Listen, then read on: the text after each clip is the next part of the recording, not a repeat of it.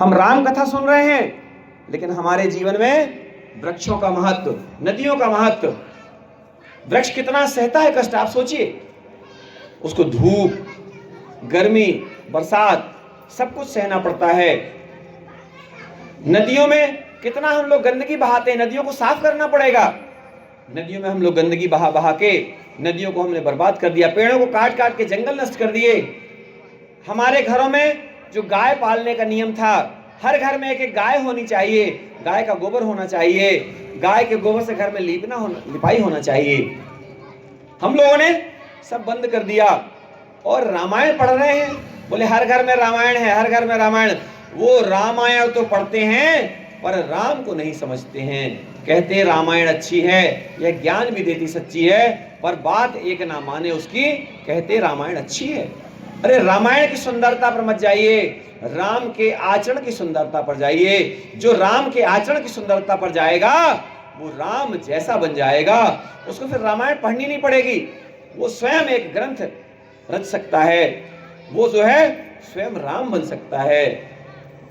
अगर हम स्वयं राम बन जाएं और राम जैसे आचरण करें तो एक दिन निश्चित मानिए कि आप पर भी ग्रंथ लिखा जाएगा।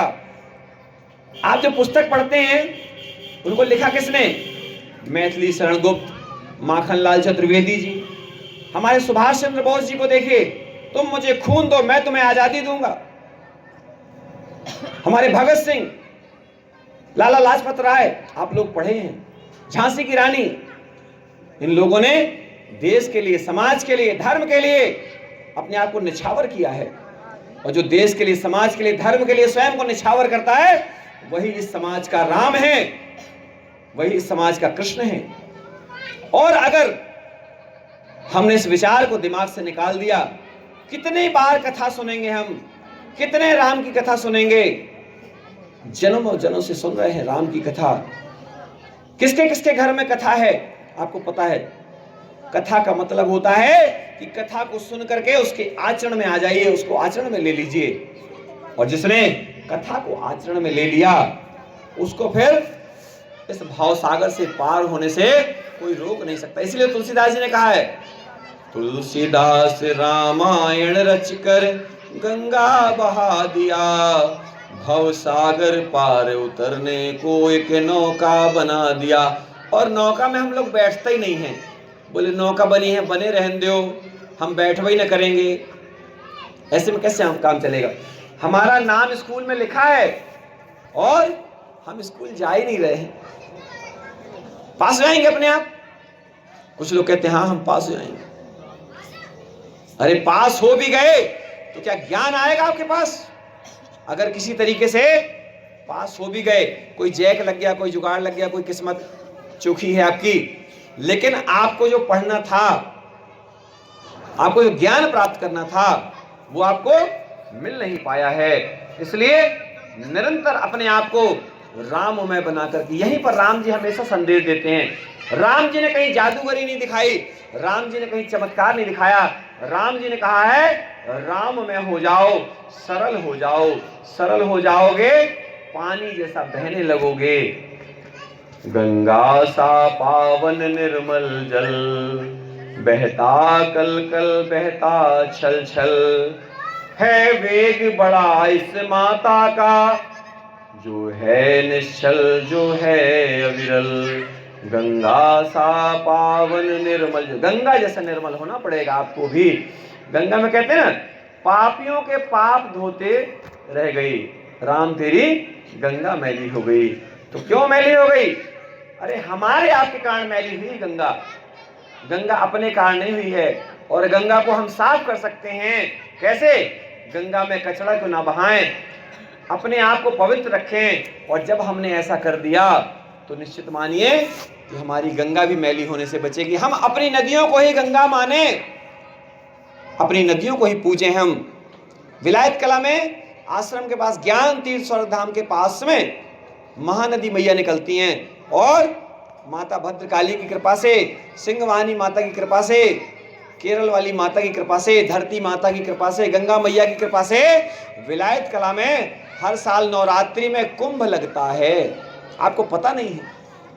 अभी आने वाला है 22 मार्च से 11 दिन का कुंभ लगेगा। आप लोग उसमें पहुंचिए और आप देखो कि हर कोई अपनी गंगा मैया की पूजा कर रहा है। इलाहाबाद जाने की जरूरत नहीं है, इलाहाबाद जाना है तो घूमने जाइए।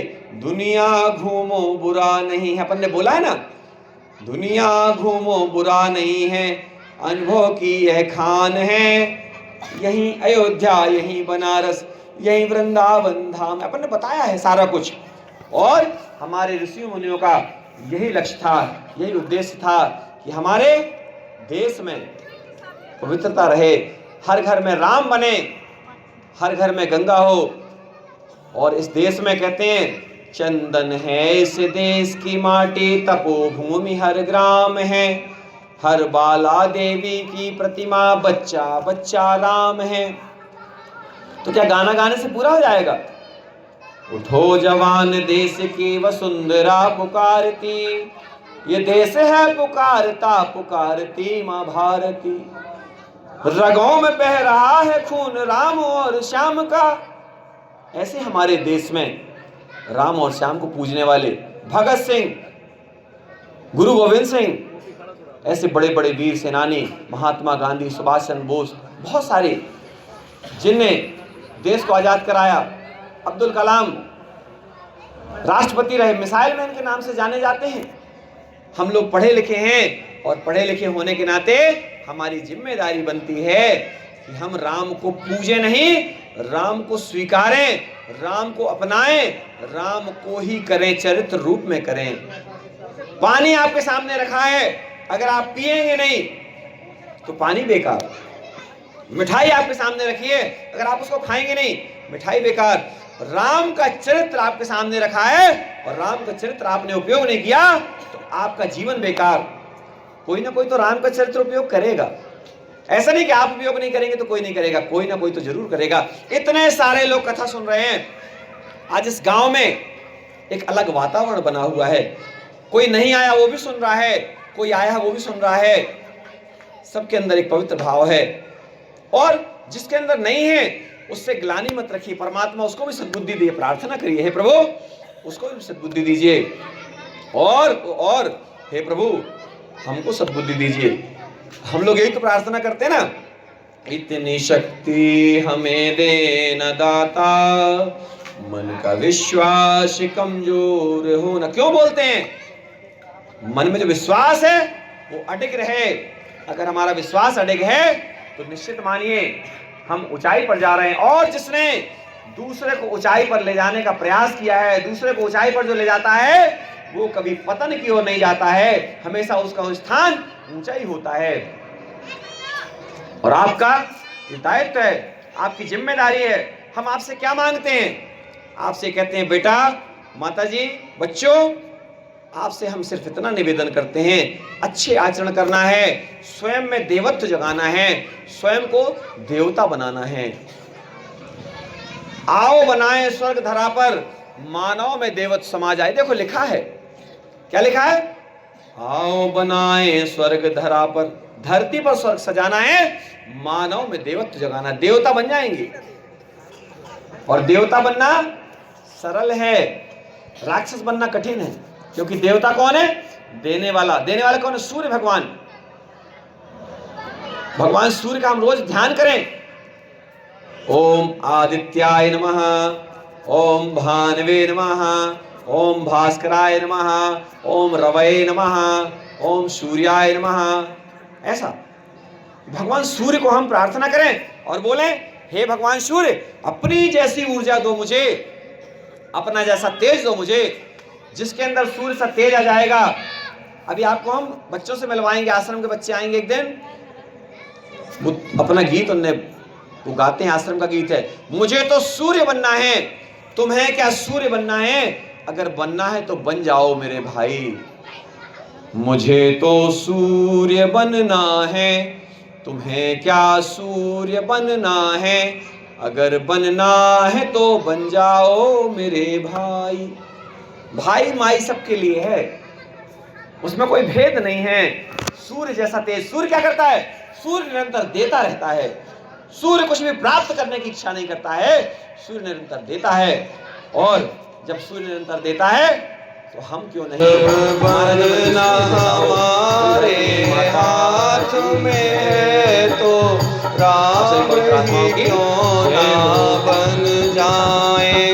जब बनना हमारे हाथ में है तो राम ही क्यों ना बन जाए। जब सजना हमारे हाथ में है तो सबसे अच्छे सज जाए। जब सजना हमारे हाथ में है तो सबसे अच्छे सज जाए। जब बनना हमारे हाथ में है तो राम ही क्यों ना बन जाए। जब